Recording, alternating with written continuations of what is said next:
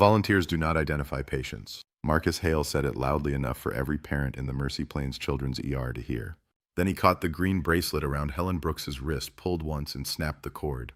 3 plastic beads scattered across the tile. A little girl on a gurney flinched at the sound. Helen did not. She was 67 small beneath her volunteer vest. A security officer waited beside her. Beyond the glass doors, nurses prepared a child for a procedure. Helen kept her eyes on the girl. Her family doesn't call her Emily, she said. Marcus's jaw tightened. You were told to leave the clinical area. They call her Birdie. The child stopped crying. Across the waiting room, a mother rose so quickly her chair struck the wall. Marcus lifted a hand. Ma'am, remain seated. We are handling this. But she was staring at the child's wristband. That isn't my daughter, she whispered. A monitor sounded behind the doors. Someone called for anesthesia clearance. A nurse checked a chart twice. Marcus moved between Helen and the family. This hospital is in the middle of an emergency drill, he said. We cannot let an untrained volunteer disrupt patient flow because she thinks she recognizes a nickname. Helen bent and picked up one green bead. The bracelet had been made by a former patient who told her green meant family, the color that stayed when everything else felt gray. Marcus knew that story. He had torn it anyway. Parents watched holding coats, paperwork, and frightened children. Helen stood again. Play the intake recording. Marcus's voice dropped. There is no reason. There is every reason. The nurse nearest the desk paused over her keyboard. Marcus pointed toward the exit. Escort Mrs. Brooks out. The officer touched Helen's elbow. She did not move. Inside the procedure room, a masked physician appeared at the glass and held up 2 fingers. 2 minutes. 2 minutes before the child wearing Emily Carter's wristband received someone else's procedure.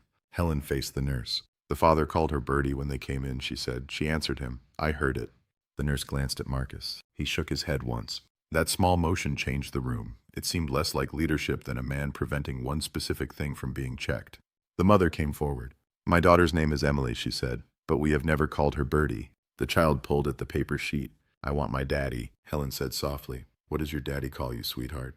Marcus snapped, do not question the patient. The girl watched Helen. Birdie. A father near the entrance rushed forward, clutching a red winter coat. That's my daughter, he said. Her name is Amelia Cortez. We call her Birdie. The nurse opened the intake archive. Marcus moved toward the monitor. That file has not been verified. She rolled her chair away from him. A waveform appeared on the screen. At that moment, another employee hurried from the supply alcove holding a narrow sheet of paper. Across the top in black letters were the words, Wristband Printer Error Report. Marcus saw it. His face held, but his hand flattened against the desk as if the floor had shifted. The nurse pressed play. Static filled the waiting room. Then came a frightened child's voice, a father's murmur, and one clear sentence recorded during intake. Birdie, hold my hand. The physician behind the glass reacted. Stop the procedure. The command carried down the corridor. Marcus stared at the report. Helen closed her fingers around the broken bead. He had believed the worst thing that could happen that afternoon was a volunteer embarrassing him in public. He was wrong. The recording identified the child and documented who refused to check.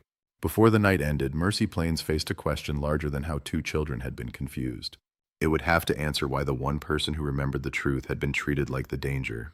To understand how Helen Brooks came to stand beneath those fluorescent lights with a broken bracelet in her hand, we have to go back to the Tuesday morning when she first met the girl everyone else would later call by the wrong name. 3 mornings earlier, Helen Brooks entered Mercy Plains Children's ER carrying a canvas tote, 2 picture books, and a roll of stickers shaped like farm animals. At 67, she moved carefully, but never slowly. She knew where the floor dipped near the vending machines, which waiting room chair squeaked, and which exam rooms frightened children because the ceiling lights buzzed. She had volunteered there every Tuesday and Thursday for almost 4 years. At home, there was no one waiting for her. Her husband, Paul, had died after 41 years of marriage. During his last months, Helen had learned how long 10 minutes could feel when a person was scared and no one explained what was happening. After the funeral, neighbors brought casseroles. Her church called every few days. Her daughter invited her to move closer to Omaha. Helen stayed in Des Moines. She kept Paul's coffee mug above the sink, his winter coat in the hall closet, and his side of the bed made smooth each morning. Then she began volunteering at Mercy Plains. She was not a nurse. She never pretended to be. She held coloring books during blood draws. She found lost stuffed animals. She remembered which children hated the smell of alcohol wipes and which ones wanted every procedure explained before anyone touched them. Most adults asked frightened children large questions. Where does it hurt? How did this happen? Helen asked small ones. What does your dog look like? Who makes your pancakes? What do they call you when they are happy? Children answered those questions even when fear had taken away everything else. Around her wrist, Helen wore a bracelet made of green plastic beads and braided cord. A 6-year-old former patient had made it during a long hospital stay. The girl had pressed it into Helen's palm before going home. Green means family, she had said. It means you come back. The cord had faded and one bead was scratched white along its edge. Helen still wore it every shift. That Tuesday morning, Mercy Plains was preparing for a mass casualty drill. Temporary signs covered the corridors. Administrators moved through the ER holding clipboards. A row of folding tables had been placed beside intake to test how quickly staff could process a sudden surge of patients. Marcus Hale stood near the nurses' station, studying a dashboard on a tablet. He was 48, sharply dressed, and known for remembering performance numbers better than names. Under his leadership, patient transfer times had improved, donor tours began on schedule, and every department submitted a color-coded efficiency report by Friday afternoon. Marcus believed disorder could be defeated if everyone stayed inside the correct lane. Helen's lane in his view ended at comfort. He glanced at her volunteer badge. Family waiting area only today, Mrs. Brooks. I know where I'm assigned. No wandering into intake, no questions about treatment. We're testing emergency flow. Helen nodded. I'll keep the children calm. That is exactly what we need. His smile lasted only until he turned away. By 10:30, the drill had already created real confusion. Ambulance teams brought in volunteer actors wearing mock injury tags. Hospital staff practiced rerouting patients around blocked hallways. Overhead announcements interrupted one another. Then two real families arrived within minutes of each other. The first carried a 9-year-old girl named Emily Carter, pale and doubled over with abdominal pain. The second arrived with 8-year-old Amelia Cortez, who had fallen from playground equipment and injured her arm. Their surnames were different, their injuries were different. But at the intake table, voices overlapped, radios crackled, and a wristband printer began spitting out labels too quickly. Helen was helping a boy finish a puzzle when she heard the printer make a hard grinding sound. A staff member lifted the cover, pulled free a twisted strip, and pressed a button several times. 2 wristbands emerged together. One fell onto the floor. The staff member retrieved it, compared the printed names, and called for the next family. No one stopped the intake line. Helen noticed because the sound reminded her of Paul's old label maker, which jammed whenever the tape roll slipped sideways. She also noticed the Cortez girl. The child sat against her father with one arm held stiffly across her chest. Her cheeks were wet, but she tried not to cry. Her father whispered something in Spanish, then in English. "Bertie, keep your fingers still." The girl nodded. Helen placed a horse sticker on the edge of the child's blanket. "Is Bertie your nickname?" The girl gave a tiny shrug. "My daddy calls me that." "It suits you." "Why?" "Because you're trying very hard to be brave, and birds are small things that still cross very large skies." The child considered this. "My name is Amelia." Helen tapped the sticker gently. "I'll remember." Across the room, Emily Carter's mother was answering questions at the intake table. The 2 names were called within seconds of each other. "Emily." "Amelia." A nurse repeated one of them and received an answer from the wrong direction. Helen felt the first faint pull of unease. She watched a wristband fastened around Amelia Cortez's uninjured wrist. The child's father was distracted by a consent form. A staff member attached a second label to the chart pocket. Then an alarm sounded as part of the drill. The intake team moved faster. Helen could not read the wristband from where she stood, but she saw Amelia stare down at it with a puzzled expression. The child mouthed the printed name to herself. Helen crossed the waiting area. Before she reached her, Marcus appeared at her side. "Mrs. Brooks, there may be a problem with that bracelet. You were told to remain in the family area." "I heard the printer jam. It was cleared." "The girl seems confused by the name." Marcus lowered his voice. "Children are confused in emergency rooms. That is why trained staff handle identification." A transport aide arrived with a wheelchair. "Emily Carter." Amelia's father was still speaking to intake. The girl heard the first name, saw the aide gesturing toward her, and hesitated. Helen waited for someone to correct it. No one did. The aide rolled the child toward the treatment corridor. Helen's fingers closed around the green beads on her wrist. For the first time that morning, she understood that the drill was not the danger. The danger was that everyone trusted the system most when it was moving too fast to notice a frightened child silently reading someone else's name. Marcus Hale had built his reputation on making Mercy Plains appear calm. He knew which corridor donors would see first, which numbers belonged on the monthly board report, and how to shorten a difficult meeting by placing a graph on the screen before anyone could describe what the graph had missed. That morning, the drill dashboard was already running 6 minutes behind target. To Marcus, 6 minutes was not a delay, it was a visible failure. He walked from intake to the nurses' station, asking for updated counts and reminding staff that observers from the regional hospital network would arrive before noon. "Keep the lanes clean," he said. "Real patients go through the marked route. Volunteers stay out of clinical traffic." Helen heard him repeat the rule 3 times. Each time his eyes found her. The first time she was handing crayons to a child. The second she was returning a dropped insurance card to a father. The third she was standing near the treatment doors watching Amelia Cortez disappear down the corridor under the name Emily Carter. Helen approached Nurse Dana Ruiz at the central desk. Dana was in her early 30s, quick and careful, with the tired focus of someone trying to do 3 jobs without letting anyone see the strain. "The girl who just went back," Helen said. "The one with the injured arm." Dana kept typing. "Amelia Cortez." That is her name, but the transport aide called her Emily Carter. Dana's fingers paused. Are you certain? I spoke with her. Her father called her Bertie. Dana searched the intake list. Two names appeared close together. Emily Carter, Amelia Cortez. Both had arrived within 4 minutes. Dana opened the first chart, then the second. The birth dates are different. Did the aide check? They are supposed to check 2 identifiers before transport. Did you hear 2? Dana's expression tightened. Before she could answer, Marcus placed his tablet on the desk between them. Why is a volunteer reviewing patient movement? Helen faced him. I am reporting what I heard. You reported it. Nurse Ruiz can handle it. Dana pointed to the screen. Their arrival times are close. I want to verify the wristbands. Marcus glanced toward the drill observers gathering near the entrance. You have a medication queue and 2 open rooms. Do not create a bottleneck over a verbal similarity. It would take less than a minute. And if every informal concern stops intake, the system fails. Helen's voice remained even. A system that cannot survive one question is already failing. Dana lowered her eyes to the keyboard. Marcus's smile thinned. Mrs. Brooks, your work here is appreciated, but clinical identification is governed by procedure, not intuition. It is not intuition. One child answered to a family nickname. Children answer strangers when they are frightened, not to names they have never heard. A chair scraped behind them. Amelia's father had finished the consent forms and was asking where his daughter had been taken. The intake worker checked the chart pocket. Imaging, she said. For her arm, the worker scanned the page. Yes, sir. Helen heard the uncertainty in her voice. A second nurse arrived from the opposite corridor. Emily Carter's mother is asking why her daughter hasn't been called. Dana stared at the monitor. According to the system, Emily Carter had already left the waiting room. The real Emily sat beside her mother near the vending machines, pressing both hands against her stomach. Dana rose. Marcus caught her with a quiet command. Verify through the chart before approaching families. We do not announce a possible identification error in a crowded waiting room. Dana stopped. It sounded reasonable. That was Marcus's strength. He could make delay sound like caution. The intake worker opened a drawer beneath the wristband printer and removed a curled strip of labels. Several were smeared where the ink had dragged across the surface. What is that? Dana asked. Waste from the jam. Was an error report submitted? The worker hesitated. The printer reset. That was not my question. Marcus leaned toward her. Did the machine become operational? Yes. Then log maintenance after the surge. The worker folded the strip and placed it back in the drawer. Helen noticed a narrow receipt-like page beneath it printed with a time and error code. Marcus noticed her noticing. He closed the drawer. Mrs. Brooks returned to the waiting area. Helen did not move. Why wasn't the printer report filed? Because you are not responsible for equipment reporting. But someone is. His voice hardened. This conversation is over. At the far end of the hall, a treatment room door opened. Amelia was wheeled past wearing a hospital gown, her injured arm supported against her body. A second band had been placed above the first. Helen could read the printed name now. Emily Carter. She called softly Bertie. The girl raised her head immediately. Marcus moved into Helen's line of sight. You will stop interfering. That is Amelia Cortez. The chart has been verified. By the same system that printed the wrong bracelet, several parents began listening.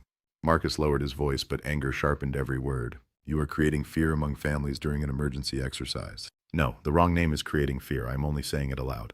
Dana came around the desk. I'll check the audio intake. Marcus blocked her path with the tablet. The recordings are archived for quality review. They are not a substitute for identification protocol. They may tell us which child was at which station, and opening them now will delay treatment. Helen watched Amelia disappear through another set of doors. She could have returned to the waiting area. She could have told herself that trained people knew more than she did.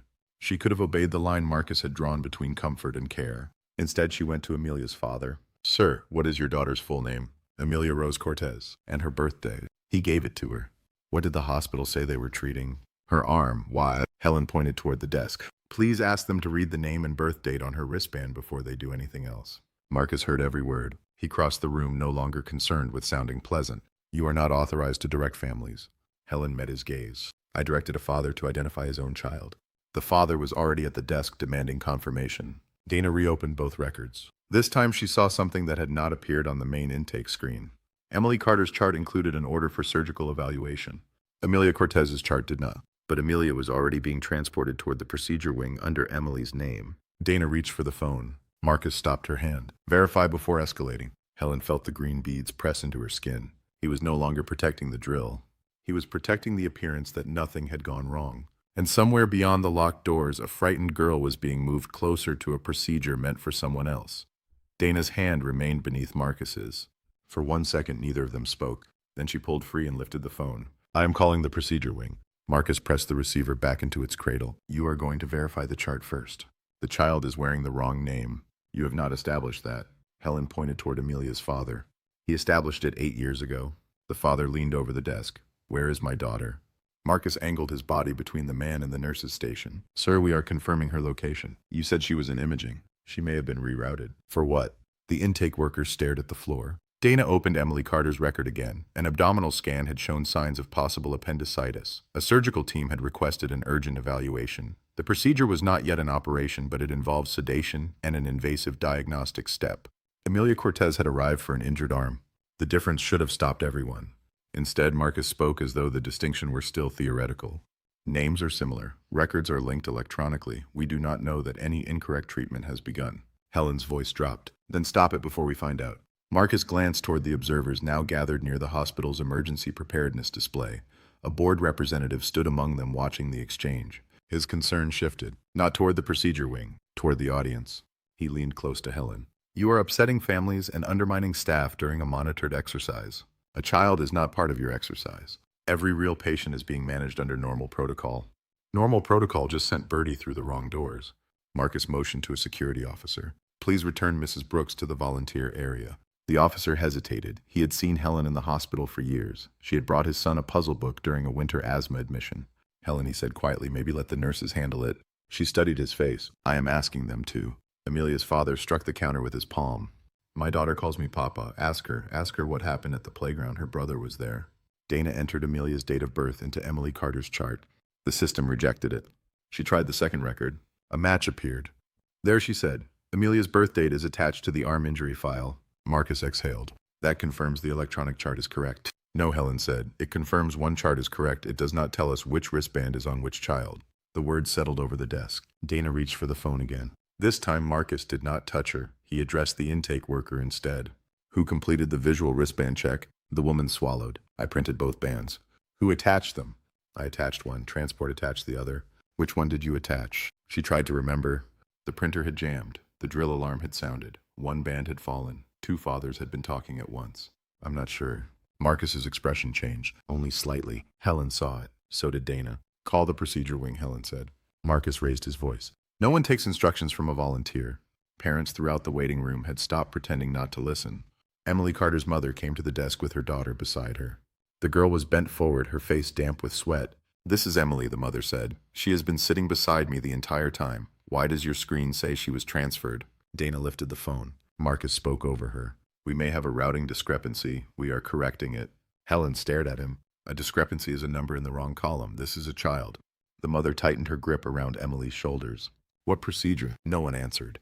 That silence did more damage than any explanation could have done. The father began moving toward the treatment doors. Security blocked him. My daughter is back there. You cannot enter a restricted corridor. Then bring her out. A second officer arrived. The board representative began speaking quietly into her phone. Marcus saw the situation slipping beyond the polished language he normally controlled.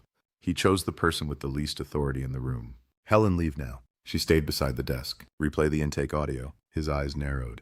You have already been told that recording is not a clinical identifier.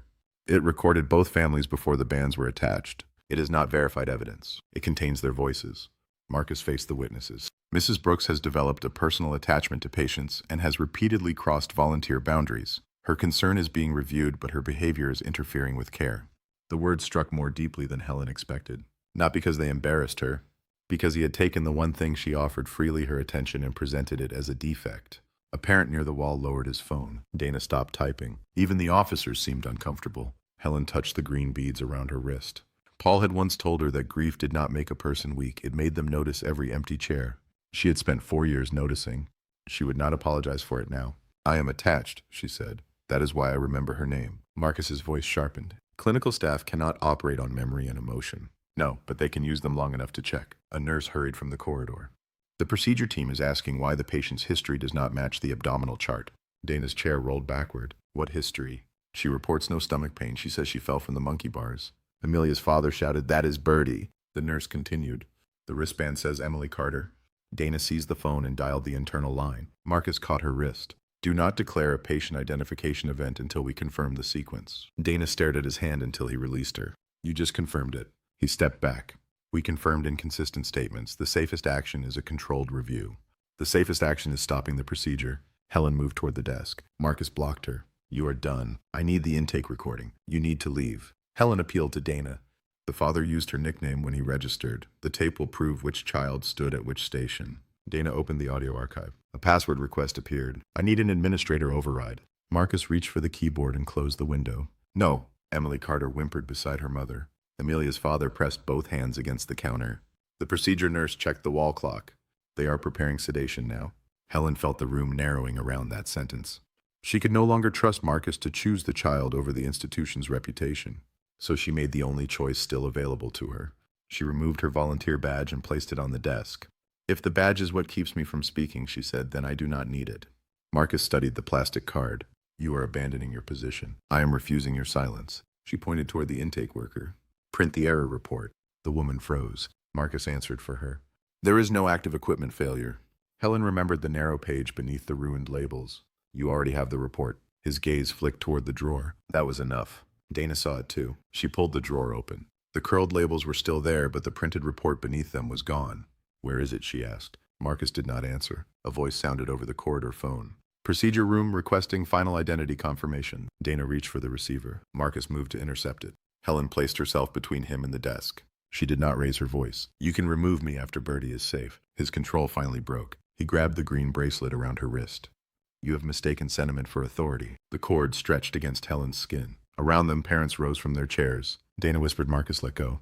Helen held his gaze. Play the tape. His hand tightened. And from behind the procedure doors came the sound of a child crying for her father under a name no one in that room was supposed to know. The cord snapped. Green beads struck the tile and scattered beneath chairs, shoes, and the edge of the nurse's station. Marcus released Helen's wrist as though the bracelet had broken itself. For a heartbeat, the only sound was the procedure phone ringing on the desk. Then a little boy near the wall began gathering the beads. His mother pulled him back. Helen stared at the bare mark around her wrist. The bracelet had survived 4 years of hospital doors, frightened hands, disinfectant winter coats, and the slow wear of ordinary days. Marcus had destroyed it in front of the families she served because she had asked him to check a child's name. Escort her out, he said. Dana remained beside the computer. You tore it off her. She refused a direct order. That was not an order, that was an assault. Marcus faced the security officers. Remove Mrs. Brooks from the clinical area. The older officer touched Helen's elbow again, gentler than before. Helen. She bent and picked up one bead. The rest lay beyond reach. Amelia's cry carried faintly from the corridor. Papa! Her father lunged toward the doors. 2 officers stopped him. Marcus pointed toward the waiting area. Sir, if you continue, you will be removed as well. The father stared at him in disbelief. You put the wrong name on my daughter, and you are threatening me. We are investigating a possible routing issue. My child is calling for me. Emily Carter's mother moved beside him, and mine is still sitting here untreated. Her daughter had curled into the chair, knees drawn up, one hand pressed hard against her abdomen. The mother's anger gave way to panic. She needs a doctor. Dana called toward the treatment corridor. Get someone to Emily Carter now. Marcus raised his voice. All communication goes through the incident lead. You are the reason nobody communicated, Dana said. The procedure phone stopped ringing. A moment later, the nurse who had come from the corridor answered a call on her handheld unit. Her expression changed. They are requesting immediate consent verification. Amelia's father shouted, I did not consent to sedation. Marcus answered too quickly. The consent follows the chart. The chart has the wrong child. The nurse listened again, then covered the receiver. The physician wants to know whether to proceed or hold. Dana said hold. Marcus said wait. The 2 words collided. Every parent heard them. Helen straightened. Tell them to stop. Marcus pointed toward the exit. You no longer have standing here. I have a memory. That is not authority. It is more than you used. The board representative, a woman named Evelyn Shaw, came forward from the group of observers. Mr. Hale, has patient identity been confirmed? Marcus adjusted his jacket. We have conflicting information created by a high-stress environment. Staff are following escalation protocol. Evelyn glanced at the broken beads. Did escalation protocol require tearing a volunteer's bracelet? This is not about jewelry. No, Helen said. It is about what you will destroy to avoid being questioned. Marcus's voice dropped. You are finished at Mercy Plains. The sentence hit the room differently than his earlier threats. This was not a temporary removal. He was taking away the place Helen had built her life around after Paul died. The Tuesday mornings, the picture books, the children who reached for her because she never entered a room already looking at the clock. Marcus knew what the hospital meant to her. That was why he chose it. Dana stepped between them. You cannot terminate a volunteer in the middle of an unresolved patient safety event. I can revoke access immediately. You are punishing the person who reported it. I am protecting patients from unauthorized interference. Helen's hand closed around the single green bead. For one painful second, she imagined leaving. She imagined walking through the automatic doors, crossing the parking lot, and returning to the silent house where Paul's coat still hung untouched. She could tell herself that Dana knew now. that the father knew, that others would act. But the procedure team was still waiting for an answer. Marcus was still controlling the answer. Helen faced the nurse with the handheld unit. Asked the child what her father calls her. Marcus said, "Do not relay that." The nurse hesitated. Helen repeated it. "Ask her." Amelia's father pressed against the officers, restraining him. "She will say Birdie." The nurse lifted the unit. Procedure room asked the patient for her family nickname. Marcus reached for the radio. Dana blocked him. The reply took only seconds. The nurse listened, eyes fixed on Helen. She said Birdie. The father's knees nearly gave way. "That is my daughter." Marcus recovered quickly. "A nickname does not establish identity." Helen held up the bead. "No, but the intake recording will." Evelyn Shaw addressed Dana. "Can the recording be accessed?" With an administrator override. All eyes moved to Marcus. He gave a small shake of his head. "Not until compliance is present." Dana stared at him. "A child may be sedated under the wrong chart, and an uncontrolled disclosure of intake audio may violate policy." Evelyn's voice hardened. "Open it. You do not have operational authority during the drill." "I am a board officer asking whether this hospital is about to perform the wrong procedure." Marcus remained still. He had reached the point where admitting risk felt more dangerous to him than the risk itself. The intake worker spoke from behind the desk. "The printer did generate an error report." Marcus turned sharply. She flinched but continued. "It printed after the jam. Error code 47. 2 records were in the queue." "Where is the report?" Dana asked. The woman's eyes moved toward Marcus. He took it. A murmur spread through the waiting room. Marcus's face tightened. "I secured an unverified machine notice to prevent confusion during active operations." "You hid it," Dana said. "I contained incomplete information." Helen could hear Paul's voice in memory, patient and plain. "People use long words when the short ones shame them." Evelyn held out her hand. "Give me the report." Marcus did not move. The procedure nurse spoke into her handheld unit again. "They are beginning the sedation checklist." Amelia's father fought against the officers. "Stop them." Helen went to the desk and picked up the procedure phone. Marcus seized the cord. "You are not making that call." She did not pull away. She simply looked at him. "Then you make it." His silence answered. Helen released the receiver and addressed Dana. "Play the intake recording through the waiting room speaker." Marcus laughed once without humor. "You have no access, no badge, and no role here." Helen placed her broken bracelet bead beside the keyboard. "I am the person who listened." The child in the procedure wing cried again. This time her voice came through the open line. "I want Papa." The father answered from the waiting room, though she could not hear him. "I'm here, Birdie." A second voice came over the procedure phone. "The physician." "We are pausing for identity verification. We need confirmation now." Relief moved through the room, but only briefly. Paused was not stopped. The wrong chart remained active. The wrong wristband remained on the child. And Emily Carter still waited in pain while her treatment path belonged to someone else. Evelyn Shaw faced Marcus. "Authorize the recording." "No." Dana moved to another terminal. "There may be a quality review access route." Marcus stepped beside her. "If you bypass administration, I will report you for unauthorized disclosure." Dana's hands hovered above the keys. Her fear was visible. Helen understood it. Dana had a job, a license, and a family. Marcus was using all of them without naming any. Helen leaned close. "The recording is not gossip. It is a child saying who she is." Dana drew a breath. Marcus said, "Think carefully." Helen said, "She already has."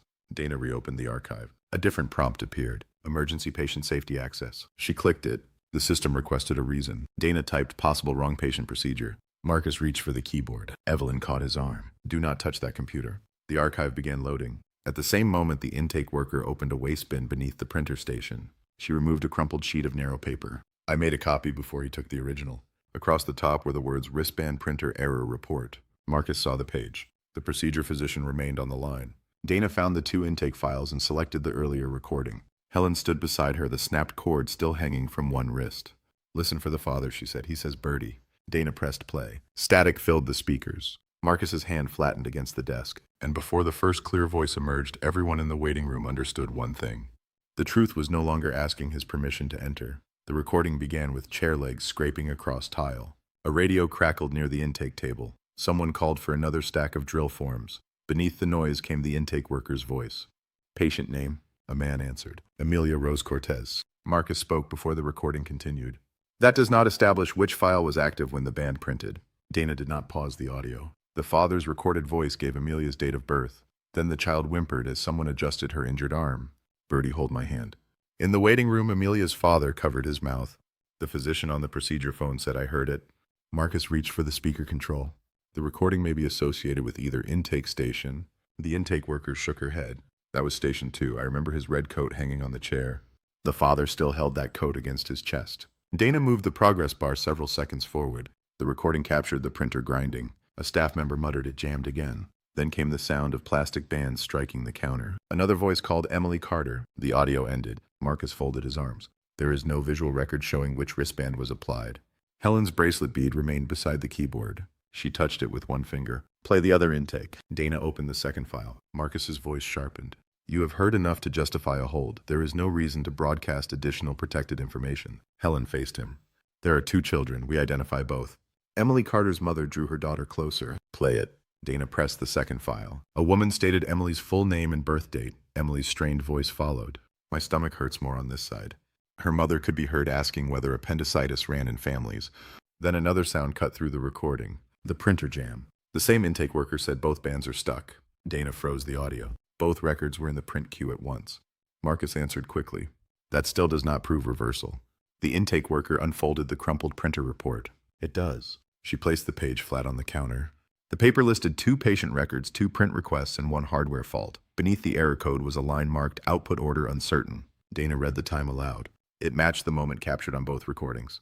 The first wristband request belonged to Emily Carter. The second belonged to Amelia Cortez. The report showed that the printer had ejected the labels in reverse sequence after the jam. A transport aide near the corridor entrance spoke. I attached the top band to the child in the wheelchair. Dana asked, did you read the birth date aloud? His eyes fell. No, the drill alarm started. I asked whether she was Emily, and she hesitated, Helen said. The aide nodded. I thought she was scared. She was scared, Helen replied. That is why she needed you to ask twice. The meaning reached the waiting room before Marcus allowed it to reach him. Amelia Cortez had received Emily Carter's wristband. Emily Carter's surgical pathway had followed that band. The real Emily had remained in the waiting area while Amelia was taken toward an abdominal procedure for pain she had never reported. The physician's voice came through the phone. Procedure canceled. Sedation was not administered. Amelia's father sagged against the counter. Emily's mother began to cry, relief and anger arriving together. Get my daughter treated, she said. Dana signaled to the corridor nurse. Take Emily Carter to pediatric surgery evaluation now. Confirm name and date of birth verbally with her mother before every transfer. The nurse knelt beside Emily. Can you tell me your full name? Emily Grace Carter. And your birthday? The girl answered. Her mother repeated it. Only then did the nurse move the wheelchair forward. Helen watched them disappear through the correct doors. Marcus lifted the printer report. This is a preliminary device notice. It requires technical interpretation before anyone assigns blame. The intake worker reached for it. That is my copy. He kept hold of the page. Evelyn Shaw extended her hand. Give it to me. Marcus hesitated. Evelyn's voice became quiet. You are no longer directing this incident. He released the report. The sentence landed harder than shouting would have. Marcus straightened. You cannot remove the emergency operations lead during an active drill. This is no longer a drill issue. It occurred under drill conditions. It became a real patient safety event when you refused verification. Marcus gestured toward Helen. Based on the insistence of an emotionally involved volunteer. Helen picked up the green bead. No, based on the child's own voice. He dismissed the words with a wave. Nicknames are not clinical identifiers. They were not the final proof, Helen said. They were the reason to stop long enough to find it. Dana placed the 2 audio files side by side on the screen. The recordings establish which families were at each station. The printer report establishes the reversal. The wrong wristband establishes the routing error. The board representative added, and multiple witnesses established that you blocked review. Marcus looked around the waiting room. Parents who had once avoided his gaze now met it openly. The security officers had released Amelia's father. The intake worker stood beside Dana rather than behind Marcus. Even the transport aide had moved away from him. He tried another tone. Calm, executive, measured. My priority was preventing panic during an uncertain situation. Helen answered before anyone else could. Your priority was preventing the room from seeing you were uncertain. His composure cracked.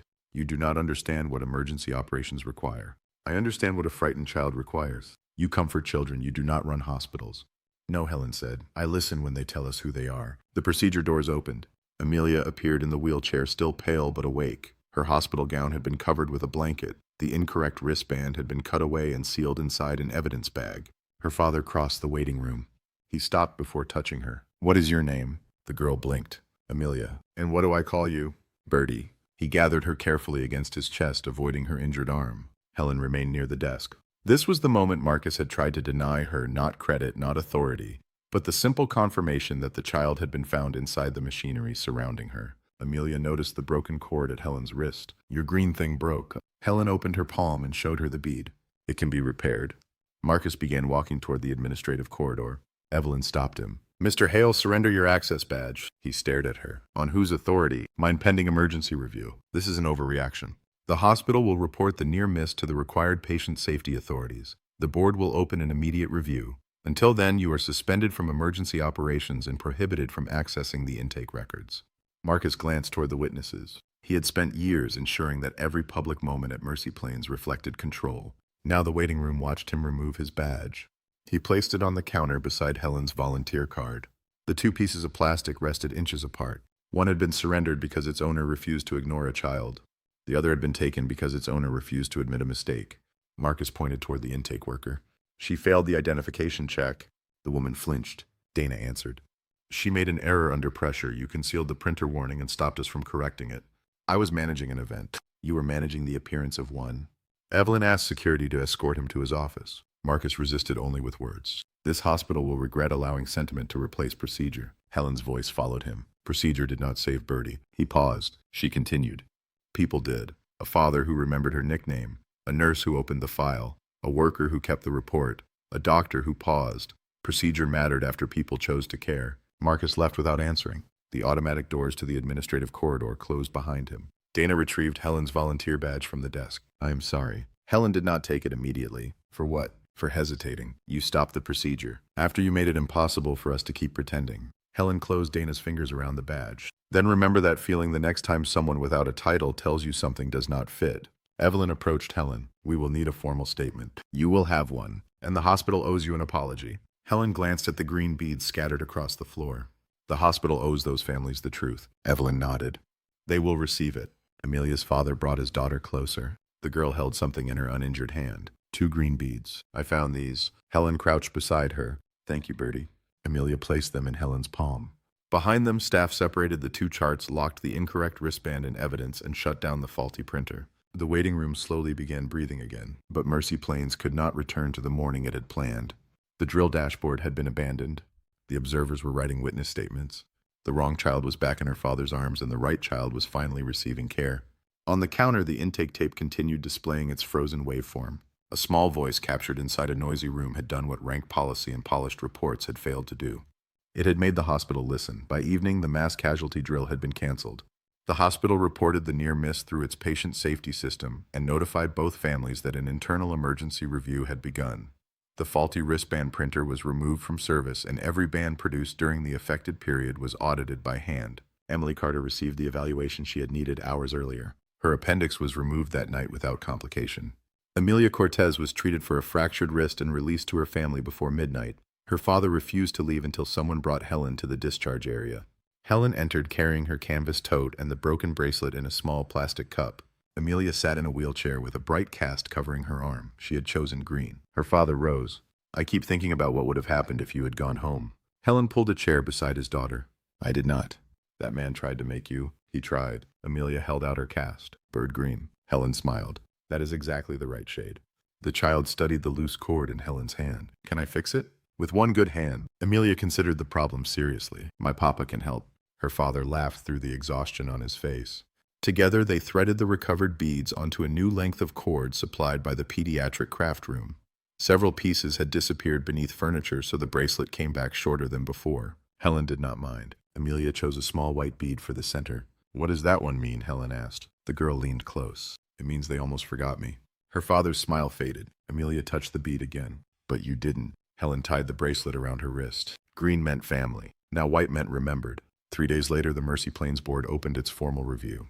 Marcus Hale remained suspended from emergency operations while outside Patient Safety Council examined the intake failure, the missing printer report, and his attempts to block access to the recordings.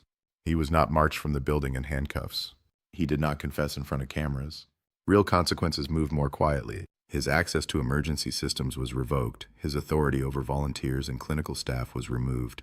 The state-required near-miss report included the fact that he had delayed identity verification after multiple warnings. Before the month ended, Marcus resigned rather than return under reduced authority and continued oversight. Mercy Plains issued a written apology to both families and to Helen. The hospital also changed its intake procedure. After any wristband equipment error, all pending bands had to be discarded and reprinted one at a time. 2 staff members had to confirm the patient's name and birth date aloud before transport. But the board adopted one additional rule that did not appear in the old manuals. Any concern raised by a volunteer parent aide or non-clinical employee about a child's identity required an immediate pause and verification. No supervisor could dismiss the concerns solely because of the speaker's role. Evelyn Shaw asked Helen to help design the family support portion of the new protocol. Helen accepted on one condition: do not name it after me. Evelyn appeared surprised. You earned that recognition. This should not depend on another Helen being in the room, so the hospital called it the Listen First standard. Volunteers were trained to report small details. Children shared nicknames, comfort phrases, sibling names, favorite toys, and the words frightened families used for one another. Those details did not replace medical identification. They created another chance to notice when something was wrong. Dana Ruiz attended every session. At the first one, she stood before a room of nurses and volunteers and admitted that she had hesitated because she feared Marcus's authority more than she trusted her own concern. Helen sat in the front row. Afterward, Dana approached her. I keep hearing what you said. Remember the feeling. Do you? Every shift. Then it was worth saying. Helen returned to the children's ER the following Tuesday.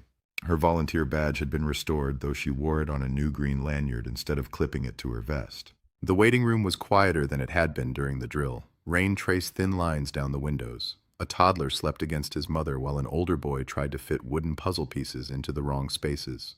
Helen sat beside him. He pushed one piece harder. It doesn't fit. Then we stop, Helen said. He tried another. That one. Better. Across the room, a new wristband printer made a clean, ordinary sound. A nurse read a child's full name and birth date aloud. The parent repeated both. Only then did the transport chair move. Dana noticed Helen listening. This time she smiled. Several weeks later, a package arrived at Helen's house. Inside was a photograph of Amelia holding up her healed wrist. Beneath it, in careful handwriting, were the words, "Thank you for knowing I was Birdie." Helen placed the photograph beside Paul's coffee mug. For years, she had believed she volunteered because the hospital made her empty house easier to return to. Now she understood something deeper.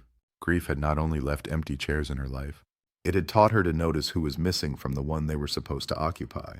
That evening, Helen stood at the kitchen window while rain darkened the street. The repaired bracelet rested against her skin.